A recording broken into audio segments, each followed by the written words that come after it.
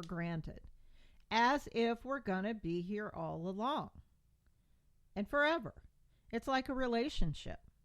You need to nurture it. You need to water and nurture that relationship. You can't take it for granted.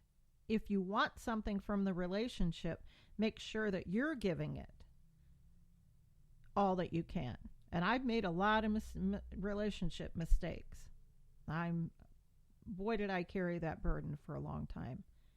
The blame, shame, and guilt for what I should or could have done. And I'm not saying it was all my fault, but I am coming clean and saying I could have done more. And those are some tough things. All right, I can't stand it. Hang on one second. I got to look for this. Hang on.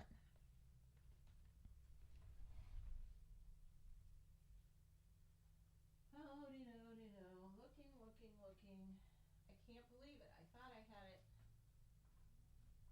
sitting right there, and I didn't. But I found it. So, I wanted to close with a couple of things. First of all, this is Bev. This is the Bev D Show. I hope that you like, follow, listen, share, if your heart, if it, feels like doing that. But I want to make sure that it's understood that when I say these things, when I tell you these things, I am just kind of in a situation where, hold on, now my microphone. God, I'm having so much fun today. Oh my God. Anyways, I am not lecturing. I am not telling you what to do. I'm telling you what I am doing. So you guys are kind of going through this with me, if you will. So I'll report my progress. I'll share with you what's going on. Good days, bad days, whatever. But I really, really, really, really thank you guys so much. My microphone. So much for listening. I do. I appreciate it so much. It means so much. I got messages and emails from the broadcast the other day, and I was talking about how you can be feeling so great and then suddenly something happens, you're feeling positive, and then this one negative thing can happen, and that tears it all down. But we have to be able to bounce back. So in lieu of new beginnings, Happy New Year, make tonight New Year's Eve and tomorrow New Year's Day, and write out what you would like to do. One thing that you could change to make a difference for yourself, or, like I said, maybe to dig yourself out of the situation that you're in mentally. Maybe the thing that you want to do is something for someone else. It feels so good.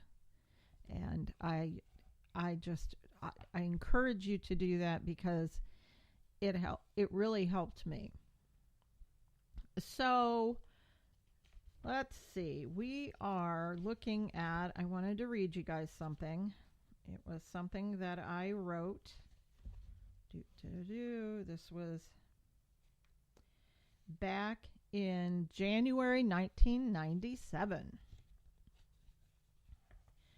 So it was something that came to me. I talked the other day about, I keep when I write something, I'm most effective if I write it out in pencil and paper.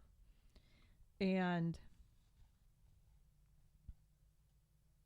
this was something I wrote the other day, and January 1997. I will tell you that unfortunately, that was the year that my mother then passed away. So I do have a note at the end of it as well. But this is called, let me get my little music going. This is called New Year's Message to Myself. I have a voice. Its wish is to be heard. You may not hear it, but can see it through the written word. I have a gift given at birth. It is to share my thoughts. I wonder their worth. It is with passion I speak through ink and paper, one's purpose which could not exist without the other. With each little passage that I note night or day, a love affair between hand, pen, and paper, inseparable, though sometimes weak in an innocent way. Experiences as I grow develop the material between my mind of creativity, my heart with emotion. These words of mine must come out, must be shared, given to learn, blending comfort and solitude, the peace of mind I will soon know. Many resolutions come to my mind. The most important of all are the words to combine, to place them on paper, so delicately they flow for efforts of others to know. These words I have been keeping, may the Lord help them grow. My gift is a message to recognize self-being and worth, to share and to give while on God's green earth. For it is my voice I find it clear, for it is each day I often hear this message to myself, let this be the year. Time doesn't allow sometimes for words to flow from the mind I have been given to the paper below. The weakness I speak of is that which holds the time it takes as prisoner, unable to create. My day has come, I know this now, for the person I am is not complete until I see the words I cherish appear before me on the printed page. Made public and read for purpose, out of lock and key, for all interested eyes to see. A message to thyself to be self-worthy.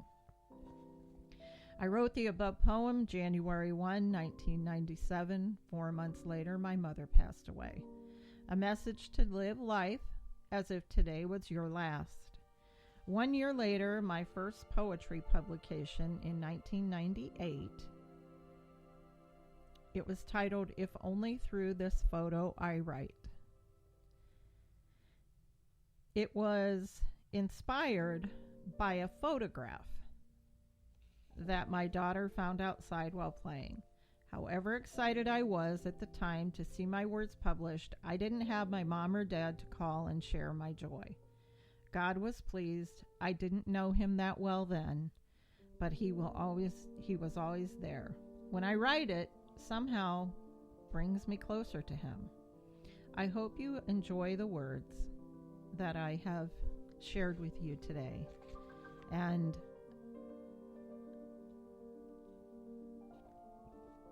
these poems are in a collection, a book I have, and it's called Conversations with God, and that is eligible to be purchased.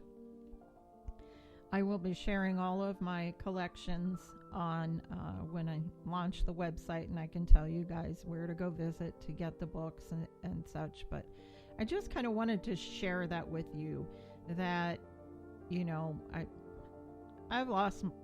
had two brothers. Both of them have passed away. A sister-in-law passed away. I've seen death, and I know that you guys have too. But when it hits you so suddenly with, you know, a handful of people in your life, you really start to wonder. Not that I'm depressed about death. I'm opposite about that. It's not like, yippee, I'm looking forward to, you know, moving on. I'm not that kind of person. What I mean by is I just don't want to be faced with that thought of, I should have been doing this. I could have been doing this. So as I close, I say Happy New Year to you all. I'm starting mine. I started it about, 4 or 5, 6, 7, 8 days ago. Another new beginning as long as I keep trying. My name is Bev. This is the Bev D Show, and I really appreciate you listening. Remember, when you go to try something, if you're afraid to do it, do it anyway. If it's a positive thing for the universe and yourself, do that anyway. That's called courage. So I thank you for listening. Again, this is Bev. Please have a wonderful, safe day and weekend. And again, I thank you so much from the bottom of my heart for listening. And God loves you, and so do I. Just a girl with a microphone living her dream. Thanks, guys.